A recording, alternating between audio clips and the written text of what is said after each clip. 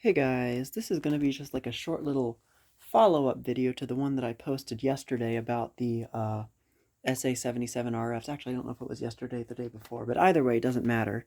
Um, the first alert SA77RF smoke detectors, in which I overviewed the unboxing of these units. And now the rest of them have all been claimed already. I actually have them all packaged up and shipped, so you won't be seeing those anymore.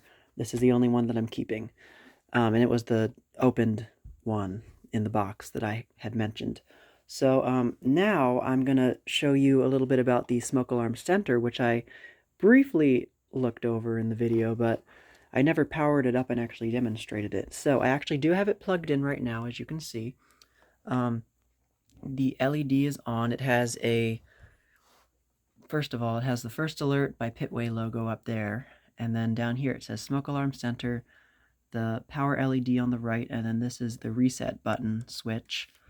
Right here, this is like the speaker grill, and then this is the model information and date code, which I showed in the last video, but you can see this is model number SA10CRF, and the date, I can't really tell what it is. It's a little faded, but it looks like it's February 11th of 1978, possibly February 17th, but it definitely looks like 78, which would make perfect sense because the smoke alarms were all made in 1978, and this system seems to have only been made for 1 year in 1978.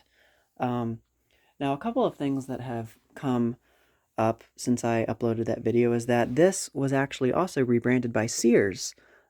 Sears had a version of this model. I don't know what their smoke detector looked like, but there was a smoke alarm center that Sears had that looked exactly like this, except it was brown, and it had sort of like a simulated wood grain almost in the middle there. But yeah, it was the exact same design other than that. So on top here, there's like, I guess that's the antenna or something. And then that's the hook for hanging it. And there's also one on the bottom here, I guess. And there's a screw right there, which I guess you could open it up. I don't think I'm going to open it up because I don't know what's inside of here.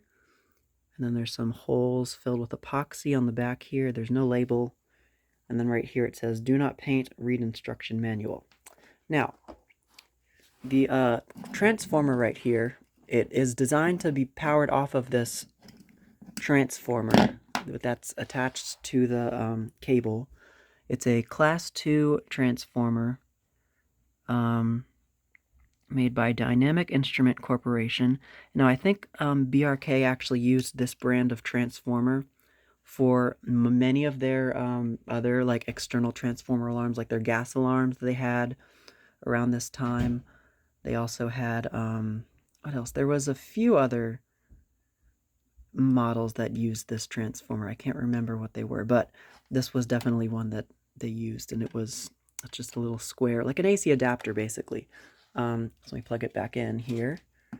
All right, there. So now I'm going to test the smoke alarm center itself.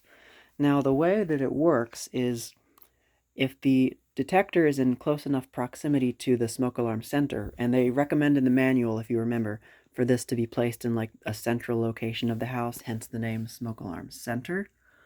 That's like kind of for like best reception for the alarms, because you can have multiple alarms connected to this, obviously.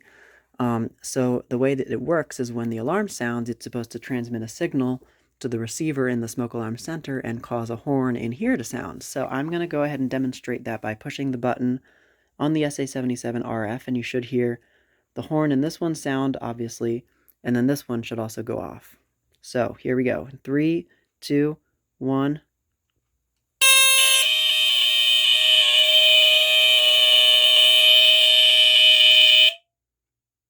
And then it will sound for as long. It latches into alarm, and then when you push the reset button, you got to push it and hold it for like a second, and then it'll shut it off. So it's a very simple little system, actually. It's one of the earliest sort of wireless, I'm not sure if you would call it wireless interconnect because they're not really interconnecting the units together.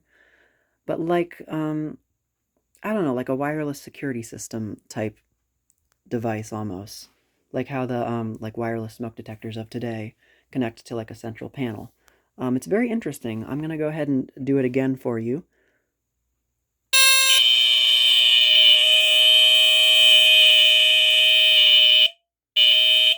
See, you got to hold it for a few seconds to get it to actually kick in to reset. But and you'll notice the sound of the horn in here sounds very modulated. Sounds very much like a Honeywell TC49A, which I have one right here actually, incidentally. But yeah, that's because this is a AC powered unit, and that's obviously a DC squealer horn in there.